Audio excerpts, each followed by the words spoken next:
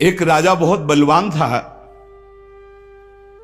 उसने अपने शत्रु पक्ष के राजा का नाश कर दिया। उसका अकेला लड़का था और उसकी मां। अब हर समय शत्रु पक्ष का राजा इस चाल में रहता था कि उस बालक को मार दें तो निष्कंटक अधिकार। और उसकी मां बड़ी भागवत थी, रात दिन भजन करती, भगवान से प्रार्थना करती कि भगवान मेरे बालक की रक्षा करना। और भगवान के जो सिद्ध संत होते हैं भगवत स्वरूप होते हैं। उन्होंने विचार किया, संत के हृदय में, एकदम भजन में बैठे थे उसी राज्य में, विचार एकदम आया कि अच्छा भगवान का आदेश है तो लीला करनी पड़ेगी। और लीला का उस समय इंतजार करने लगे। तो जो राजा बलवान था, जिसने शत्रु पक्ष के राजा को मारकर उसके लड़के को मारने को ठाना था, उसकी राजकुमारी थी, उसके स्वयंवर की रचना की जब बात आई, कमंडल उठाया, लंगोटी कस के बांधी कमर में, पहुंच गए दरबार में। और वो परिचित थे तपस्या और उनके भजन से। जे भी देखा तो साष्टांग दंडवत राजा हुए। देखो, बाहरी आचरण से कैसे भी नहीं जाना जा सकता महात्मा के स्वरूप को, उनकी लीला को। राजा को मालूम था कि ये बड़े प्रसिद्ध और तपस्वी महात्मा हैं। राजा ने तत्काल अपनी कन्या को बुलाया, प्रणाम करो, आप महाराज आए हैं। राजकन्या बुलाई गई, महात्मा के चरणों में प्रणाम हुआ। महात्मा ने ऐसे देखा नखशिख तक और कहा, इस लड़की का तो विवाह हम करेंगे, किसी राजकुमार से न कर देना। राजा तो एकदम होश उड़ गए। पर बहुत वो प्रवीण भी थे, राजा बुद्धिमान थे। तो उनका, महाराज ब्याह तो आपसे ही कर देंगे, आप जैसा सुयोग्य वर कहां मिलेगा। 80 वर्ष की अवस्था, शरीर में झुर्रियां पड़ रही, दूल्हा की पोशाक मात्र में लंगोटी, धन संपत्ति मात्र में लौकी का कमंडल, आप जैसा दूल्हा कहां मिलेगा। कुछ शर्त हैं, उनका आप पालन कर दो। गए, अपने तिजोरी से इतने बड़े बड़े मोती 2 लाए। बोले, ये हमारे पूर्वजों के द्वारा एकत्रित किए हुए 2 मोती हैं, 108 मोती ले आओ। पहली शर्त, राजकुमारी का ब्याह आपके साथ। देख रहे थे, हालत देख रहे थे। महात्मा ने कहा, हाँ हाँ 108 क्या होते, ले आएंगे। बोले, मोती देख लो। बोले, लाओ, जब साथ रहेंगे तो उसी नाप के ले आएंगे। राजा ने सोचा इनको, और बोले, महाराज लगन के पहले, क्योंकि लगन निकल गई तो फिर बात कैसे बनेगी। तुम चिंता मत, तुम्हारे कुल की प्रथा पूरी करूंगा और कन्या से विवाह करूंगा। पर एक बात ध्यान रखना, अगर विलंब हो जाए तो किसी के साथ पाणिक ग्रहण नहीं कर देना, नहीं तो जो आ गया। दूसरे से ब्याह की सोचना भी मत। अब राजा ने कहा, जैसी आ गया। उन्होंने सोचा महात्मा मोती लेके जाएंगे, 2-4-6 दिन घूमेंगे, निराश होके वापस आ जाएंगे। उनको क्या पता था कि जो भगवान के दास होते बड़े जिद्दी स्वभाव के होते हैं। अब वो ऊंचे दर्जे के सिद्ध महात्मा हाथ में मोती लिए हुए पहुंचे। विचार किया कि यार मोती किससे मांगूं, किससे खोजूं, कहां जाऊं। तो उनका समुद्र को रत्न गर्भा कहा गया, क्योंकि समस्त रत्न है, रत्नाकर है, सब रत्न उसमें विराजमान। समुद्र ही से सीधे मांग लेते हैं चल के। गए, ध्यान आया कि 3 दिन तक भगवान राम जो है उपवास करके बैठे रहे, नहीं आया तो हम तो 30 दिन बैठे रहेंगे तो नहीं आएगा, क्या करें। तो लौकी का कमंडल था, कमंडल उठाया, उलीचने लगे। 1 दिन 2 दिन 3 दिन लगातार, और खूब नाम जप भगवान का। और हर कमंडल में नाम जप करके, मंत्र जप करके जल उलीचने लगे। नाम का प्रभाव, समुद्र के हृदय में जलन पैदा हो गई। समुद्र एक साधारण पुरुष के रूप में पीछे से आवाज की, बाबा ये क्या कर रहे हो। समुद्र को खाली कर रहे हैं, और क्या कर रहे हैं। बोले तुम्हारे लौकी के कमंडल से समुद्र खाली हो जाएगा। बोले मजाक करो मत करो, एक महात्मा ने चुल्लू में पी गए थे, अगस्त जी चुल्लू में पी गए थे, ज्यादा हमको चैलेंज मत करो। समुद्र डरा। बोले उलीच काहे के ले रहे हो तुम, हमें बता सकते हो? बोले सुना है रत्नाकर है, बड़े बड़े रत्न है समुद्र में, हमें 108 मोती चाहिए। बोले अगर मोती मिल जाए तो समुद्र लीचना बंद करो। काहे को मेहनत करेंगे हम? बोले वो तो हम दे रहे हैं तुम्हें, दिखाओ मोती। मोती निकाले हुए से ढेर सारे मोती, एक लहर आई, नाप नाप के 110, क्योंकि 2 वो और 108 झोली में डाले। समुद्र ने कहा और भर लो। बोले मकिंचन महात्मा है, हमें नहीं चाहिए, ये दुल्हन लेने के लिए शर्त है, इसलिए हमने इनको लिया है और जा रहे हैं। महात्मा जी बड़े गर्व से गए, भगवान की जय जयकार की। राजा देखते ही समझ गया मोती मिल गए, क्योंकि बहुत मुस्कुराहट है। गणित लगाई, लड़की को कैसे बचाऊं?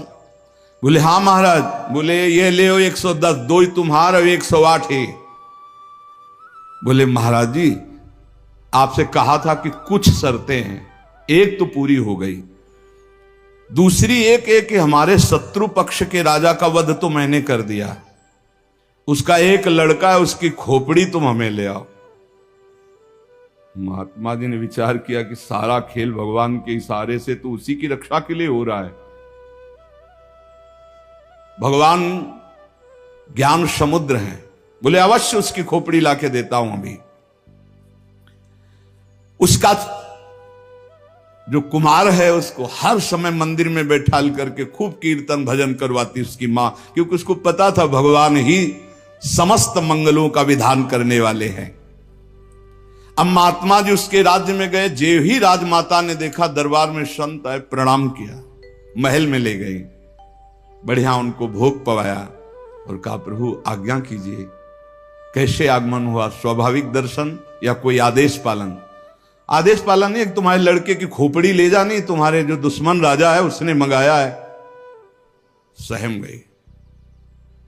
तो उनका महाराज मैं तो मां हूं, मैं तो काट नहीं सकती, आप साधु हो, आप काट के ले जाओ, ये लड़का मैंने आपको दिया। कहा जब दिया तो काट के ले जाने की क्या जरूरत है, पूरा ले जाएंगे हम, काट के ले जाने की जरूरत क्या है? बोले महाराज पूरा राज्यभार आगामी राजा यही है, और आज तक मैंने भगवान की आराधना की अपने पुत्र की रक्षा के लिए। संत और भगवान में मैं कभी भेद नहीं देखती, इसलिए आपकी वस्तु आपको समर्पित है, चाहे वहां मार देना, मरवा डालना या जैसी आपकी रुचि हो। इतनी बड़ी संत पर श्रद्धा। वो मुस्कुरा कर बोले जब हमें दे दिया तो तुम हमें उपदेश मत दो, मुझे क्या करना है पता है। महात्मा जी गए, बोले राजा तुम सर मांग रहे थे, हम पूरा लड़का ले आए, पर ध्यान रहे एक भी बाल बांका नहीं होगा, पहले भावरे फिरेंगी, इसके बाद तुम्हें जो मनावे सो कर देना।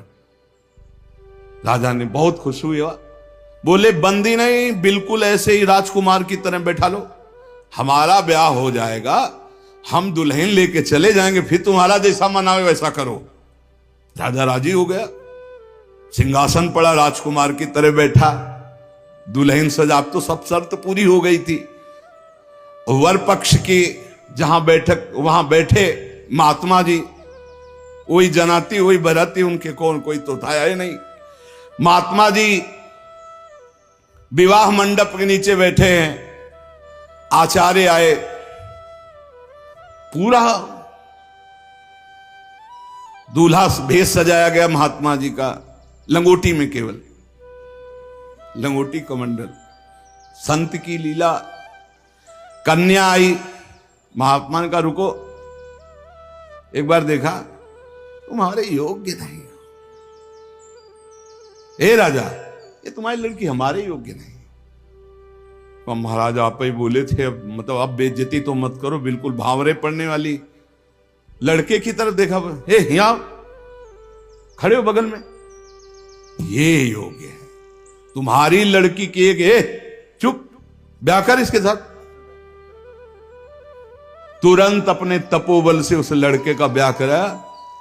बोले सौभाग्य, जाओ। मां ने आराधना किस बात की थी कि दुश्मन राजा कहीं हमारे पुत्र को ना मार दे, और ये आदेश भगवान ने संत को दिया। तो इतनी बड़ी लीला संत ने रची, और उस राजा से कहा होश में तुम्हारी बेटी का सुहाग है, पूरी सुरक्षा उस राज्य की भी तुम्हें करनी, और अगर हमें सुनाई दिया किसी भी तरह का विरोध, महाराज। कभी कभी भगवान की आज्ञा से संतजन कुछ ऐसी लीलाएं करते हैं जिन लीलाओं को बाहरी आचरणों से आप जान ही नहीं सकते कि मामला क्या है। तो कह रहे हैं कि बाहरी जो लीला है वो तो कोई नाटक का पात्र भी कर सकता है, लेकिन संतों की लीलाओं को बिना भगवत प्राप्त कोई जान नहीं सकता है। हमारे ग्वारिया बाबा वृंदावन के सेवा कुंज गली से मस्ती से में चले आ रहे हैं, यार की मस्ती में। सामने से कुछ बंगाल से एक परिवार आए हुए थे दर्शन करने, उनके साथ लड़की को देखा। 70 वर्ष के होंगे बाबा, ग्वारिया बाबा। बिरज गए, बोले नहीं हम इससे ब्याह करेंगे। अरे बंगाली बोले कैसे करोगे तुम ब्याह, बेटी हमारी हम ऐसे। बोले नहीं। अब तो आवाज हुई तो सब ब्रजवासी इकट्ठा हुए। ब्रजवासी हंसने लगे क्योंकि जानते थे बाबा सिद्ध है और बालवत उनका व्यवहार। बोले लेंगे, दुल्हन लेंगे, इसी के साथ विवाह करेंगे। बंगाली ने कहा तुम चीता में भरो, जहां भरो, हम अपनी बेटी का ब्याह तुमसे। तो बोले नहीं करेंगे। झगड़ा शुरू। ब्रजवासी बंगाली से बोले भैया तुम नहीं जानते, ये सिद्ध महापुरुष है, एक बार हां कर दे, नहीं ये जल जाएगा बाबा। बोले अगर कुछ भी हो तो हम लोग हैं, तुम चिंता मत करो, एक बार हां कर दो। उनको समझाया, अलग ले जाए। बोले बाबा ब्याह के लिए तैयार है। बोले तैयारी की जाए। वो तो घबरा रहा है। ब्रजवासियों का बाबा पूरी तैयारी है, बस तुम अपनी तैयारी कर लो दूल्हा बनने की। यार नहीं इच्छा तुम्हारी? नहीं। बोले हमारे यार की इच्छा नहीं। चलिए।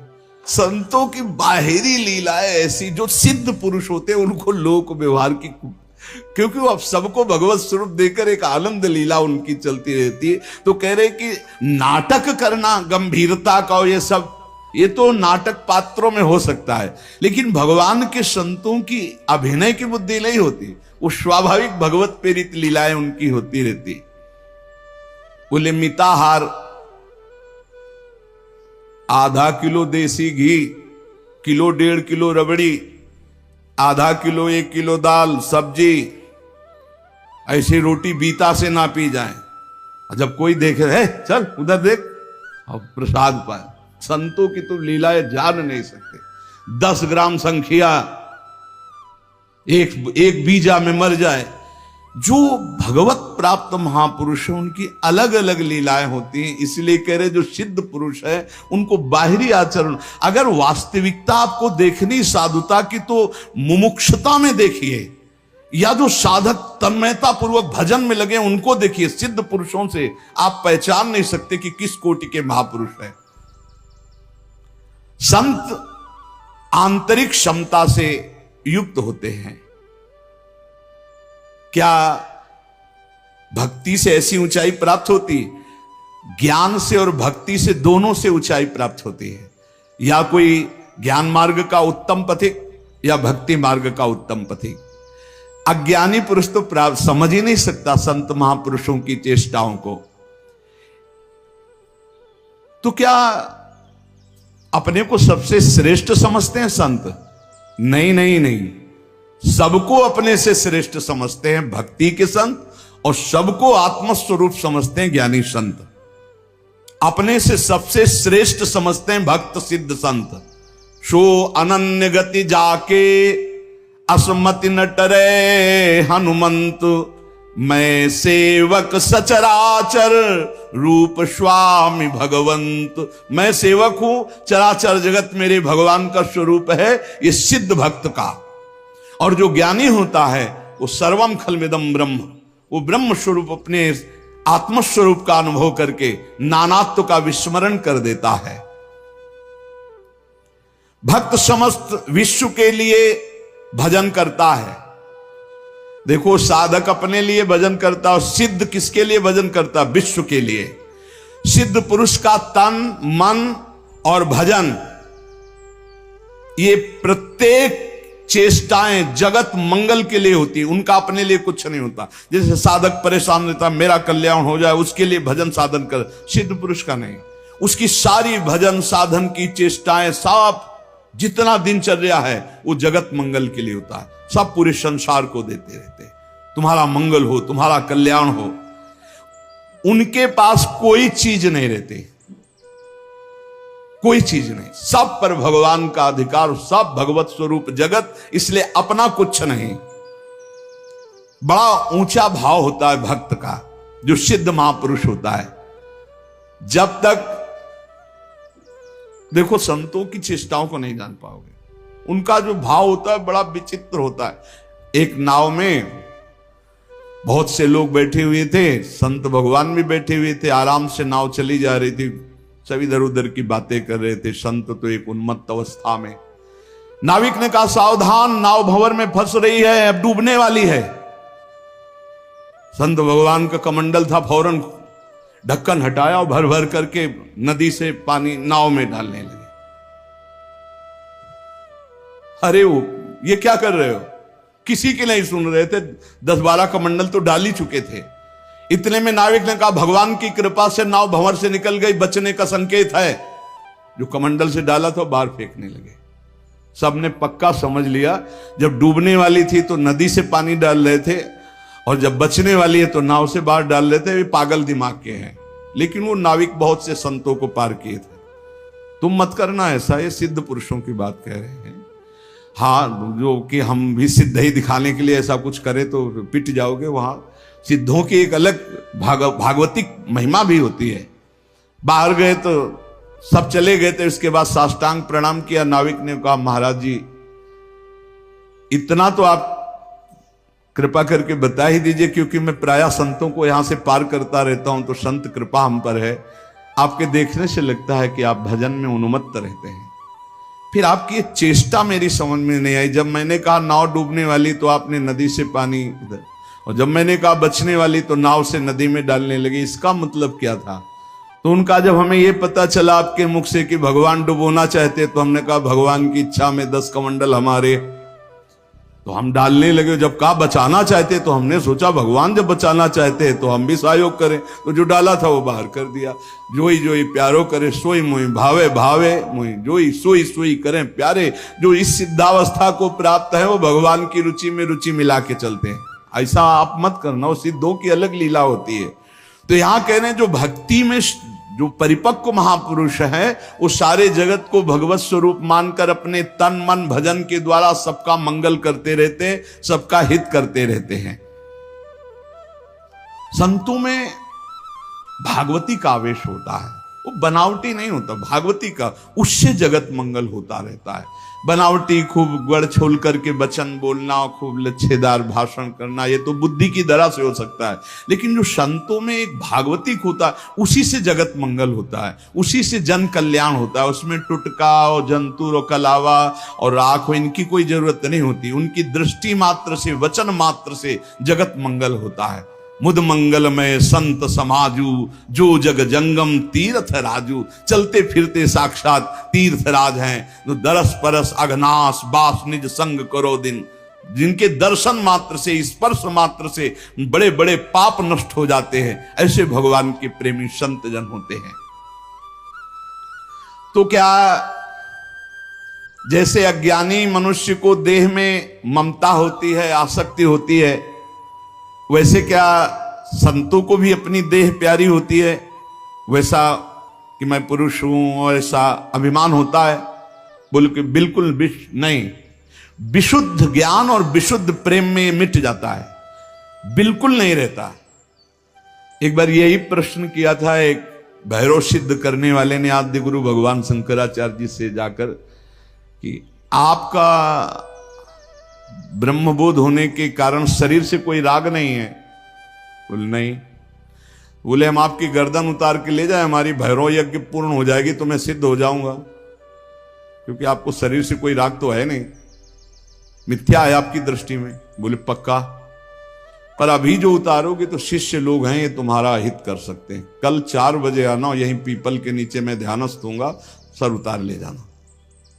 वो 4 बजे आया अस्त्र लेकर, तो स्वामी नरसिंहाश्रम जी महाराज गंगा स्नान कर रहे थे। एकदम आवेश आया, हुंकार भरी दौड़ते हुए आए और वो पहुंच भी नहीं पाया था, उठा के पटक दिया और नाखूनों से उसे फाड़ दिया। फिर एकदम आवेश शांत हो गया।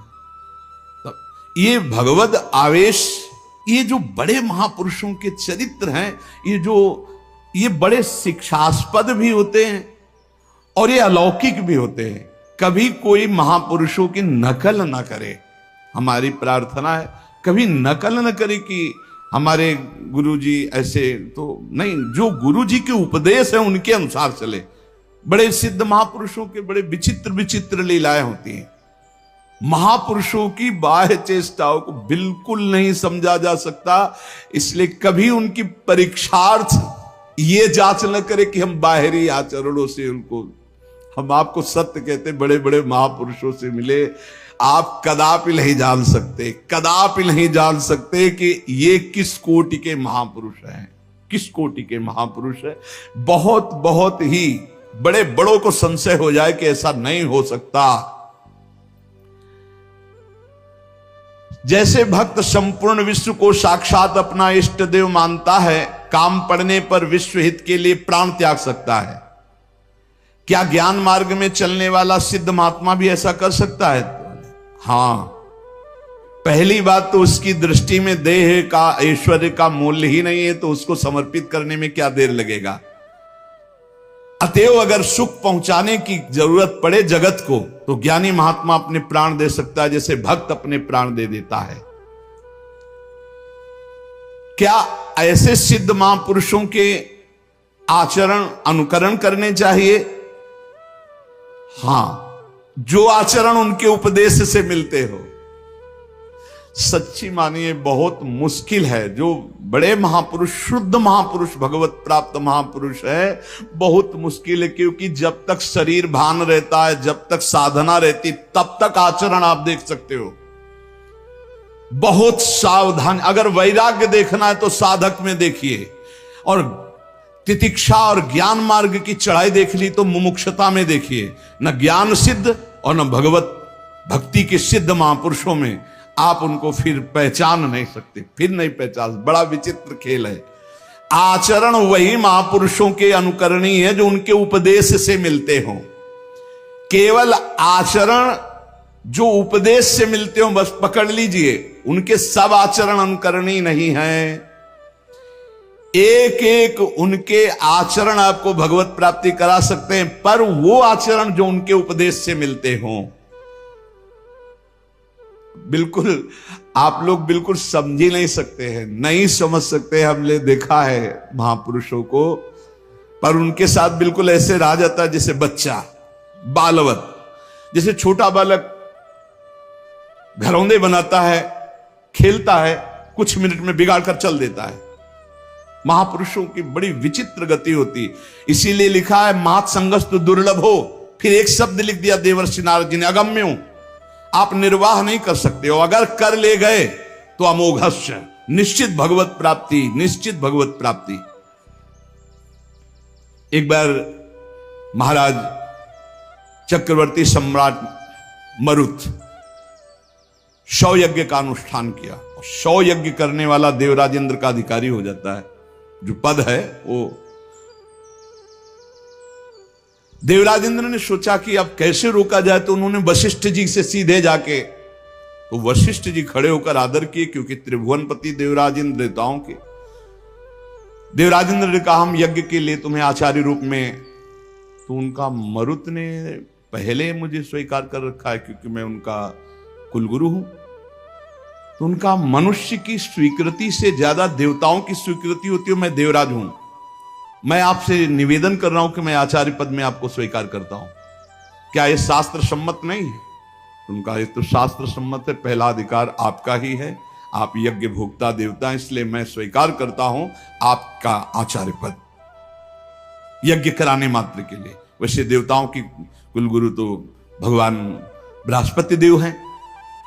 इस ईर्ष्या कि कहीं ये 100 यज्ञ पूरी न।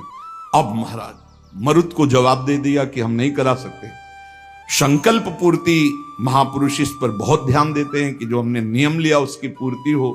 मरुत जी व्याकुल हो गए और संत सेवी थे। तो एक दिन देवर्षि नारद जी आए भगवत प्रेरित। देवर्षि नारद जी से अपनी व्यथा बताई कि हमारा तो सर्वस्व लुट गया, हमारे आचार्य को ही देवराज इंद्र ने अपने पक्ष में कर लिया और उन्होंने मना कर दिया, अब हमारा संकल्प अधूरा रहे। तो बोले तुम्हें बताएं, एक महात्मा है जो तुम्हारी यज्ञ करा सकते हैं, इस समय काशी में है और उनका नाम संबर्त ऋषि है और वो बृहस्पति जी के भाई है, पर वो रहते हैं प्रच्छन्न वेश में, अवधूत वेश में। अगर वो स्वीकार कर लिए तो ही यज्ञ हो सकती, नहीं त्रिभुवन में अब कोई यज्ञ वेत्ता नहीं है जो आपकी यज्ञ करा सके, क्योंकि देवराज इंद्र जब वशिष्ठ जी को अपने में, तो फिर अब कोई वो करा सकते हैं। मरुत ने अपने संकल्प की पूर्ति के लिए कहा मैं पहचानूंगा कैसे? बोले उनको घृणा है तो सिर्फ सबसे घृणा है और रोज 24 घंटे में एक बार विश्वनाथ जी के दर्शन करने जाते हैं।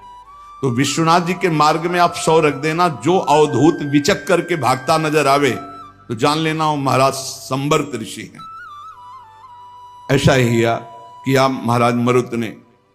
दिन भर इंतजार करते रहे, देखा एक पागल जैसे प्रच्छन्न ऋषि, जो ही देखा 100 तो भाग करके दूसरी तरफ पीछे भागे मरुत जी। अब वो समझ गए कोई मेरा पीछा कर रहा है, तो भागे गंगा के किनारे की तरफ। पेशाब करके ऊपर फेंक देना, थूक देना, ईंट मारना, रज मारना, ऐसे सब। वो कुछ नहीं, विचलित नहीं हुए, हाथ जोड़े भागते ही रहे। एकांत में गए, बोले क्या चाहते हो? बोले महाराज मेरा नाम मरुत है, मैं आपको आचार्य पद पर स्वीकार करता हूं, यज्ञ कराना चाहता हूं। देख ले, समस्त देवता तेरे खिलाफ हो जाएंगे और अगर तूने मुझे फिर आचार्य पद से हटाया तो तुझे भस्म कर दूंगा। अगर मैं आचार्य पद पर बैठा रहा तो किसी भी त्रिभुवनपति की ताकत नहीं है कि तेरी यज्ञ में विघ्न पैदा कर सके। बोले इसीलिए वर्ण कर रहा हूं, प्राण चाहे चले जा, मैं आपको नहीं छोड़ सकता। संबर्त ऋषि आचार्य रूप से जब यज्ञ के लिए बैठे तो अग्नि देवता आए, उन्होंने कहा आहुति स्वीकार नहीं करेंगे, बंद कर दे, मरुत यज्ञ को बंद कर दे। तो संबर्त ऋषि ने कहा तुम मेरे मंत्र से आवाहन करने पर स्वीकार करोगे, अगर नहीं स्वीकार करोगे तो मैं मंत्र के द्वारा तुम्हें भस्म कर दूंगा। तपोबल से अग्नि देवता को भस्म। अग्नि देवता थर्रा के गए, देवराज इंद्र से कहा बहुत बेढप महात्मा है, मंत्र बल से युक्त है, वो मुझे भस्म कर देंगे, मैं थर्रा गया हूं। देवराज इंद्र जेव ही आहुति प्रारंभ हुई, देवराज इंद्र वज्र लेकर प्रकट हुए मरुत को दंड देने के लिए। ऐसे केवल कर दिया तो वहीं वज्र लिए ऐसे खड़े हो गए। बोले जब तक यज्ञ होगी ऐसे खड़े रहोगे और जो आहुति दोगे हर देवता स्वीकार करे। बोले हर आहुति स्वीकार करेंगे, ऐसे कब तक वज्र लिए खड़े रहेंगे, आप कृपा करो। तो जो भजन में डूबे हुए अवधूत कोटि के महापुरुष हैं, बड़ी अपार सामर्थ्य होती है, पर इनके बाहरी व्यवहार, बाहरी आचार ऐसे होते हैं कि जाना नहीं जा सकता। बाहरी व्यवहार, बाहरी आचरण संभाल संभाल करके साधक करता है, चाहे ज्ञान मार्ग का हो चाहे भक्ति मार्ग का हो। और जो भगवत प्राप्त महापुरुष हो गए अब उनको कोई फर्क नहीं। इसीलिए श्रीमद् सुधा निधि में एक श्लोक लिखा है, कर्माण श्रुति बोधितानि नितराम कुर्वन्तु कुर्वन्तु मा गूढ़ाश्चर्य रसास्रगादि विषयान गृह्णन्तु मुंचन्तु वा कैर्वा भाव रहस्य पारगमती श्री राधिका प्रेयसा। ऐसे उत्तम रहस्यमय भाव में डूबे हुए महापुरुष। तो क्या इन महापुरुषों के आचरण शास्त्र के प्रतिकूल भी होते हैं क्या, जिन्हें पापाचरण कहते हैं? कदापि नहीं, क्योंकि सिद्ध ही हुए हैं शास्त्र अनुकूल आचरण करके। पापाचरण नहीं होते, पर बड़ी उनमें दिव्यता होती। जैसे आद्य गुरु भगवान शंकराचार्य जी ने मछली ऐसे खाई तो कुछ शिष्यों ने पाली। भक्तमाल जी में भगवान शंकराचार्य जी के पावन चरित्र में लिखा हुआ है, जब आगे चल करके गला हुआ कांच पीने लगे, अब सब चुप थे, बोले पियो। ऐसे किया तो जीवित मछली निकले। अब वो महायोगी जो सिद्ध पुरुष हैं उनकी होड़ हम थोड़ी कर सकते हैं, उनके द्वारा जो आचरण हो रहे हैं कोई पाप थोड़ी हो रहे हैं। अब कह दे कि उन्होंने मछली खाई हम भी पाप। अब वो जब ऐसे किए तो सब लीवर में फंस चुकी थी, और वो जिंदा निकाल दिए। तो महापुरुषों के आचरण जो उपदेश से मिलते हो उनको हम बाहरी कैसे जाने कि ये संत हैं जिनसे हम जुड़ करके अपने जीवन को सार्थक करें। पहला, जिनके जीवन में किसी भी से द्वेष नहीं है, किसी भी से द्वेष नहीं, किसी भी से द्वेष नहीं। चराचर जगत में सेवकवाणी हरिवंश नाम लीन जे अजात शत्रुते सदा, उनके हृदय में किसी के प्रति शत्रुता नहीं। पहला लक्षण है किसी से द्वेष नहीं। मानो आपसे नाराज हो गए तो द्वेष पूर्वक नहीं नाराज हुए, आपको सद आचरण बताने के लिए, सद में प्रतिष्ठित करने के लिए आप फिर थोड़ी देर बाद मिले, फिर आपको मुस्कुराते मिलेंगे। यह नहीं हो सकता कि उनके अंदर द्वेष हो जाए। वो एक ऐसे उबाल आई है आपके कल्याण के लिए, वो आपको डांटा, आपको सही मार्ग बताया, फिर जब आप मिले फिर वैसे मृदु स्वभाव से मिलेंगे। कोई उनके अंदर द्वेष नहीं होगा। और द्वेष जिसके अंदर होता है तो सालों चलता है, पूरे जीवन भर चल जाता है, देखते ही जल जाएगा वही आदमी है जिसने ऐसा। दूसरा, उनका सबके प्रति प्रेम भरा व्यवहार होता है। संतों का सबके एक होता बनावटी प्रेम तुमसे कुछ लेने के लिए, और एक होता निरपेक्ष प्रेम जो भगवत दृष्टि में होता है, उसमें चिपकाव नहीं होता। ध्यान रखना, माया का चिपकाव नहीं होता, उसमें मीठे वचन चाटुकारिता नहीं होती जिसको आप समझते हो कि सांसारिक प्यार नहीं होता। उनमें निरपेक्षता होती है और भगवत भाव वाला प्यार होता है। तीसरा, उनके अंदर भेदभाव नहीं होता अपना पराये का। पर आप पीछे सुन चुके हैं, विशेष प्रियता, विशेष श्रद्धा, विशेष समर्पण वाले के प्रति दिखाई देगी। वस्तुतः उनके हृदय में समता है पर दिखाई देगा ऐसा। जो विशेष श्रद्धा और विशेष समर्पण, तो वहां विशेष पक्षपात दिखाई दे। जैसे भगवान समूहम सर्वभूतेषु, लेकिन भक्तों में पक्षपात करते दिखाई देते हैं, द्वेषियों का वध करते दिखाई देते हैं। है तो सम, लेकिन भक्ति ने उनको भगवान के हृदय में पक्षपात प्रकट कर दिया। ऐसे ही संत सम है, आपका समर्पण और आपका प्रेम पक्षपाती बना देगा उनको। भाव अंदर से समर्पित सबके प्रति, भेदभाव रहित। चौथा, श्री भगवान के सिवा कोई अपनापन नहीं कहीं किसी से भी। ये संत की पहचान, भगवान के सिवा किसी से अपनापन नहीं। ये अपने हैं, ये शब्द नहीं। मेरे तो गिरधर गोपाल दूसरों न कोई। संत की स्थिति में, आंतरिक स्थिति में केवल भगवान, और वही सब रूपों में है, इसलिए सबसे प्यार। शरीर मन वाणी में कहीं भी अहंकार नहीं, न शरीर में, न मन में, न वाणी में। सुख दुख में जिनकी बुद्धि स्थिर रहती है वो संत हैं। अपना बुरा करने वाले के प्रति सामर्थ्य है दंड देने की, पर दंड ना देकर उसको क्षमा करना, इस संत का स्वभाव है। सामर्थ्य है, अच्छे से दंड दे सकते हैं, तप के द्वारा दंड दे सकते हैं, समाज के द्वारा दंड उनको दिला सकते हैं, लेकिन वो क्षमा करेंगे। संत का स्वभाव दंड देना नहीं। अनुकूल और प्रतिकूल वस्तु या परिस्थिति या व्यक्ति या स्थिति में बराबर संतुष्ट रहना। चाहे अनुकूल परिस्थिति हो, चाहे अनुकूल व्यक्ति हो, चाहे अनुकूल घटना हो या प्रतिकूल परिस्थिति हो, प्रतिकूल वस्तु हो, प्रतिकूल घटना हो, वो समान स्थिति हृदय की रहना। चित्त का निरंतर योग युक्त रहना। योग युक्त किसे कहते हैं? निरंतर भजन चलते रहना। तेसाम सतत युक्ता नाम भजताम प्रीतिपूर्वकम ददामि बुद्धि योगम तम। निरंतर भगवान के चिंतन में डूबे रहना संत का लक्षण। चेहरा बता देता है कि भगवान में डूबा है कि संसार का चिंतन हो रहा है। जो भगवान में डूबा होता है उसकी एक अलग अलौकिकता होती है, उसके नेत्र, उसके मुखारविंद से एक आभा प्रकट होती रहती है जो भगवान में डूबा होता है।